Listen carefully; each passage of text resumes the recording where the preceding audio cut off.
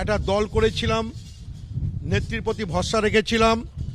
নেত্রীকে আমরা বলেছিলাম যে এই সরকারের পতনের পরে আমাদের আত্মবিশ্লেষণ হওয়া দরকার ছিল, কিন্তু সেই আত্মবিশ্লেষণ না করে আমরা যেটা উপলব্ধি করেছিলাম এই নির্বাচনে হারার পেছনে অনেকগুলো কারণের মধ্যে তার আত্মীয়র একটা সম্পর্ক ছিল। আমরা বলেছিলাম এই জায়গায় তোমাকে সজাগ হতে হবে। তো আমরা যখন আওয়াজ তুলেছিলাম যে তোমার রক্তের সম্পর্ক চাও না কর্মীদের চাও, নেত্রী আমাদের প্রত্যাখ্যান করেছে বলে নেত্রীর কাছ থেকে তো উনি আমাদের সরে যেতে বাধ্য করেছেন। আমরা বিগত সরকারে থাকার পর একটা বৃহত্তম রাজনৈতিক দল আমরা, সেখানে কিন্তু আমরা আত্মবিশ্লেষণ করতে পারলাম না, যার জন্য আমরা নির্বাচনে ভরাডিবি হলো। তাকে দাঁড়িয়ে আবার নেত্রী বলছে তাকে স্যালুট করো, তাকে সম্মান জানাও। এটাই তো আমাদের প্রতিবাদ ছিল।